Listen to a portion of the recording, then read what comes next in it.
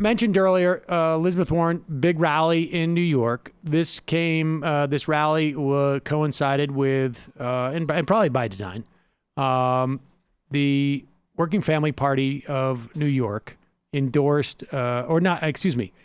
nationwide endorsed Elizabeth Warren. I don't know how many actual members they have nationwide. It's, in certain states, it's actually like a party that actually fields a ticket. In New York, it's a fusion party, and which is in jeopardy because Andrew Cuomo may be signing legislation to eliminate fusion parties in this state. He is vindictive. And I think that is probably part of the reason why Elizabeth Warren got this endorsement. Now, here's the thing that's a little bit sticky in terms of in 2015, the Working Families Party based its presidential endorsement entirely on a membership vote and released the vote results. It was 87% for Bernie. This time, what it did is it did something different, which was we're going to allow the membership to vote. And then we're going to allow the leadership to vote. I don't know how many people constitute the leadership. I think it's somewhere a couple dozen, maybe up to 50 people. The membership could be up to close to 40,000 people. And they weighted those two groups equally. And now, in 2015, obviously, we saw the full data. In 2018 or 19, we're not going to. They're not going to release it. So we don't know. Certainly, it's within the purview, obviously, of a group to endorse whoever they want. It's just a question of how much they're going to be listening to their leadership. There was some controversy about this during, particularly some of the unions. Back in 2015. To a certain extent, there's a greater value for groups like this to endorse early. My understanding, too, is that the Working Families Party is going to want to get involved in outside expenditures, independent expenditures from the campaign. Which involves fundraising and gives them an opportunity in the event that in New York they're shut out to sort of redesign what kind of entity they are. Bernie Sanders does not take independent expenditures, and it does not want those. So there wasn't the same opportunity for Sanders. So there's a lot of administrative reasons why one might do this. It is the DSA is doing an independent expenditure campaign for Bernie, though. I don't, that may be the case, but I don't know to what extent that they're going to be happy with that. But yeah, no, they didn't ask for it, but we're doing it. And, but what's a little bit problematic with this endorsement is it's not clear if they, I don't know, the head of the, Maurice Mitchell was on with Chris Cuomo. Maurice Mitchell is I think the executive director of the Working Families Party. And he was on with Chris Cuomo, and it did not go great. And I think if you listen, it might be clear why. We have Maurice Mitchell. He's the national director for the Working Families Party joining me now. Pleasure to see you. Pleasure, Chris. Thanks for having me. So, why Warren and not Sanders? So let me just first say that it's 2019 and we have two structural change, big, bold, progressive candidates that have built huge grassroots followings in the democratic process. But you picked one. Why? Right. And so our grassroots members and our volunteers and our state committee, we engaged in a very long process and we came out. And I'm so proud of the process and so proud that we chose Elizabeth Warren. And let me tell you why. So, I mean, if you look at her, you know, they joke about she has a plan for it, right? But if you look at it and you take a step back, so Green New Deal, so we could save the planet. Pause it for 1 second. Right, go on. Well, wait a second. Elizabeth Warren does have a climate plan, but Bernie Sanders has specifically signed on to something called the Green New Deal. May I just say, in this case, the distinction matters. Rewrote the Green New Deal in its most ambitious and comprehensive iteration yet. He didn't just sign on to one. I mean, they're distinct plans, and one is called the Green New Deal, and one is not. But go ahead. A historically big picture housing policy. The Medicare for All, to take the insurance companies between you and your doctor, right? So healthcare could be a right and not a commodity that's traded. Bernie right? does the same things, and he wrote the damn bill. That's absolutely right, and we have so much respect for Bernie and his followers. And in 2016, we endorsed Bernie. In 2020, you have a field of dozens of candidates, and so we wanted to engage in a process that was deeply democratic, where we could decide early what to do, even as the field was still shaking out. The reason we did it is because that time is one resource that when you lose it, you never could recoup. Fine. So what was the difference between the two with so much sameness? So what I could talk about positively is why we endorsed Warren.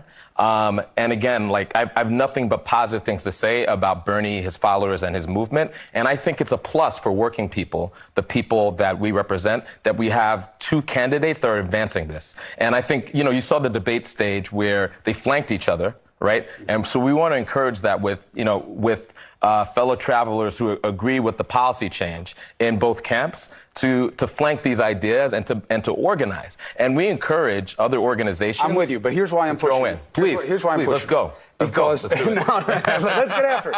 Here's why. Yeah. Because you could argue they're splitting a vote. Okay?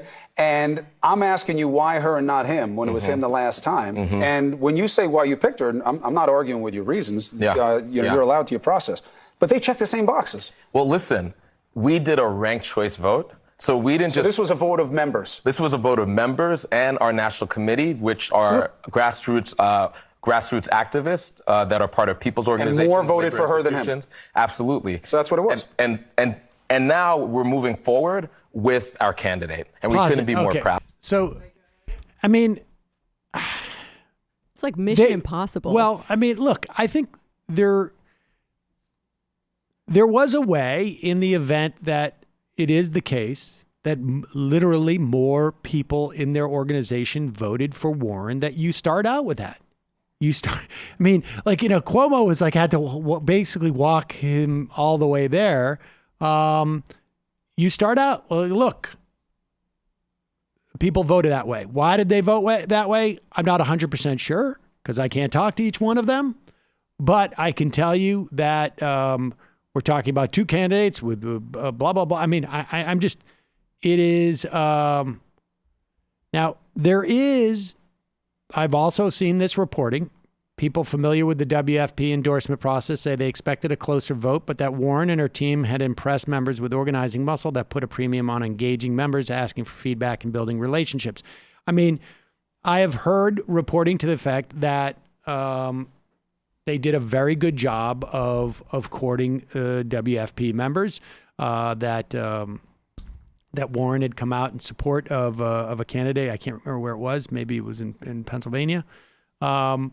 And it's quite possible, but they should just release the numbers. Exactly. Because they had done it in the past, and that makes it, I mean, at that point, it's like, how do you argue with it? If people want, if that's who they want to endorse, that's who they endorse. But it reeks of it being not the democratic process that they're selling. And I think that's the only thing that's problematic about it. If this is true, I mean, even Warren's side say release the vote that showed that I impressed members with my organizing muscle. It's very simple. I would just like to add, though, too, I mean, regardless of how this shakes out with the vote, and obviously there would be less to say in terms of their I mean, I think you can have a substantive debate on anything, and the substantive debate I would have is, I mean, Warren just released her health care plan, which Ben Burgess pointed out, in addition to some real remaining ambiguity about the Medicare for All aspect, the language on mental health is distinct from general health and what she put in her own site, which is worth considering. Sanders' plan is comprehensive. And, WFP have said from the beginning, as far as I understand, that single payer is one of their core missions. They also he mentioned housing. There's only one candidate with a homes guarantee. So, even if it is a coherent vote, and that remains to be seen, there's going to be a lot of challenge on the merits because precisely because of what he just did. I don't know. I mean, no, if you've got an literally, he just organization- listed the reasons to support one candidate, which were the policies of the other candidate. It's bizarre. He could get away with that if the vote simply said... If the members voted that way. Yeah. Well, no. And That's why I said the like, substantive debate would still... there's... But still I a substantive debate actually matters, of course. But then the debate is like at WFP. If the members voted for Warren, then that makes our conversation about the WFP different, which is that like they're gonna right. But if the members are still like 75% that's Bernie, the difference between a substantive debate and a scandal. Listen, it's a scandal. In the first but scenario, I think it could be a scandal. That's a scandal. If they actually overrode their voters, and it is odd they're being so non-transparent about it, then that's a much deeper problem. Right. Either way, it is a problem. Is my point. I mean, look, I think it's, you could argue on the basis of merits that maybe their argument is like, well, if they all voted that way, there was a reason why they voted, and I imagine they would articulate it. Maybe it is like she did a better job of like wooing different constituencies within the WFP, and he can go out, Maurice can go out and try and assess why 50,000 people voted a certain way, but that's all he's doing is he's just making some type of broad assessment. But it's hard to get away with that.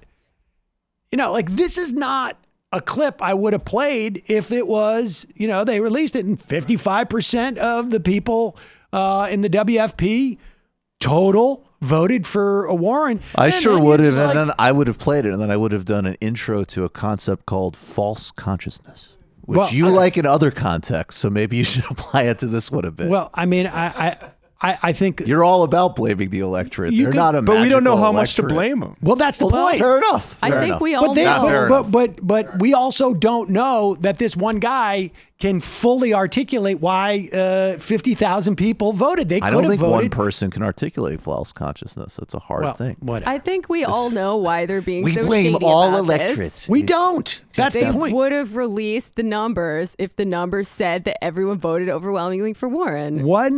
Even if it was 51%. Even if it was close. I mean, why couldn't you come out and say, I'm the leader of this organization. They voted 51% for Warren. I feel great about Bernie. I feel great about Warren. This is our membership has spoken.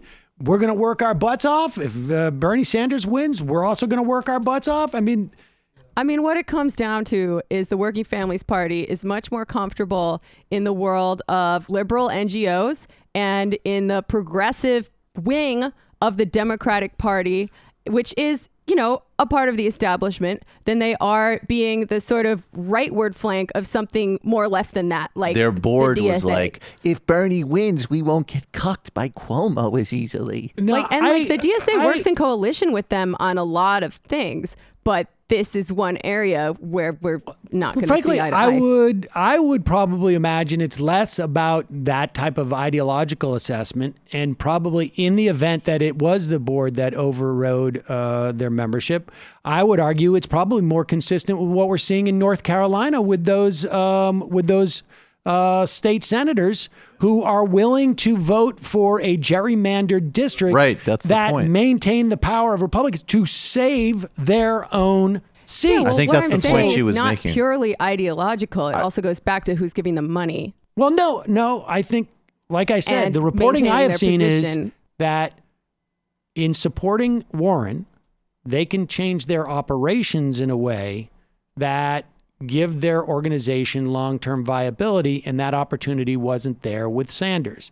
And so that is different from an ideological debate, and it's also different in terms of like who is funding him. It's just simply an operational sustainability argument, and that is...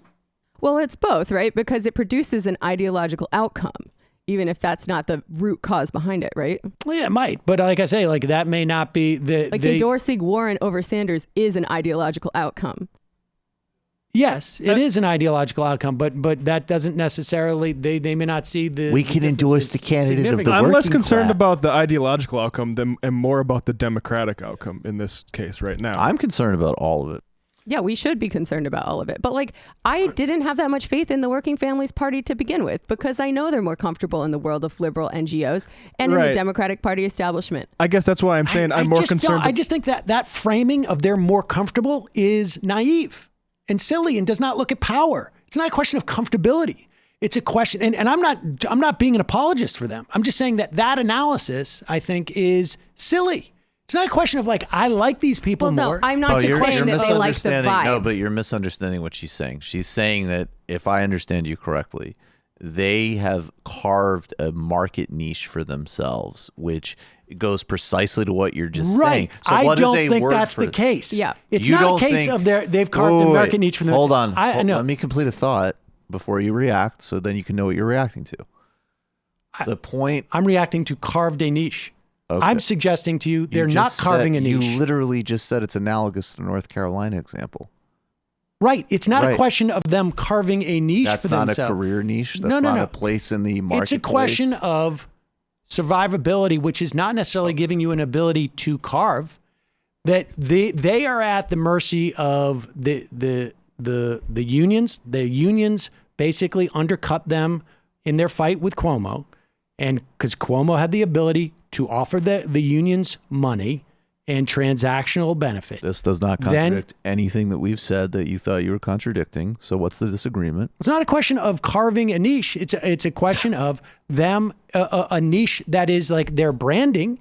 It is simply literally looking for funding. How they exist. Well, right. Carving a niche for, that's what I'm talking about. Yeah, how they continue to How function. do they exist? How do they get funded? Where do they exist in a marketplace? Maybe the niche that they have created in terms of funding, and let's not get tricky and, let's not be pederast about specific words. Maybe where they have created an existence for themselves in a political ecosystem might, in fact, as an example, get uprooted by exactly what you're saying. A Sanders campaign that says, we're less interested in your third-party expenditure. We're less interested in the role as brokers that you might be playing. I mean, come on, man. That's not that complicated. No, but you're looking at it in the opposite. You're looking at it backwards. No, that the point is that they so. are just looking for, it's like they're looking for daylight, and they only see daylight in one area, and they're not in control of that. Like they don't have the they don't have the ability to create the opportunity. I'm confused. They're only seeing what it is. I don't see how you think you're contradicting what I or Jamie are saying, though. It's not a question of their comfortability. They could be very uncomfortable in this situation. Okay, they're uncomfortable. But it's the only niche. place. All right, let go of that word. We're talking didn't about bring where it up. they've exist. Okay, we were talking this about where seems they. like a semantic Yeah, I mean it's disagreement. super semantic. This is where they exist in the marketplace is affecting how they're endorsing. Is not that complicated. And you're literally saying the same thing. Like, come on. This would all be clear if they release the vote totals and we could understand how membership voted distinct from the board. Right. But you know what? Bernie doesn't need the Working Families Party. All right. I mean, it would. I mean, obviously, it would help. Not after I'm done with their brand. It doesn't. I mean, I don't think it's going to hurt him that much in the end. I think it's going to reflect poorly on them and probably hurt them more. Yeah, I think it definitely. The same way endorsing Crowley over AOC did. This is just the next step. Absolutely. Their trash brand. I don't know. I appreciate the work they did with Cynthia Nixon because I think New York is a very different place because of it. I think the IDC. I mean, I think there's value in an organization like that. I think we can see the limits of it, though. Sure. I mean, I think it just, it's like it is. I think it does not. It is not an analysis of power and an assessment of like what their value is and the limits on it. Like just sort of, That's all I'm talking about is some level of specificity as to where their limits on their value is, but there's still value. I mean, that's a separate question. No. Wait. I'm sorry. I don't want to be like you here. You don't think that there is? I don't want to be a pederast either. You don't think there's a distinction between saying where they have value, the limits of that run, of how that runs up against broader structural forces versus acknowledging that they might have a limited utility? Those are the same thing. They are not the same thing.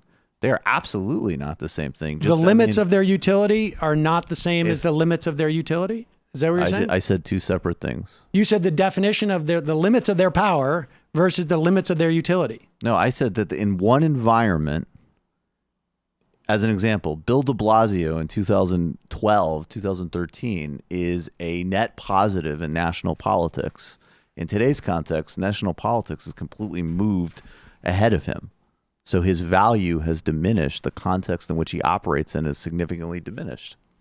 And he can move with that and change or not. Those are definitely different things. I don't. This is why I like to keep it to just make the votes public. Right, exactly.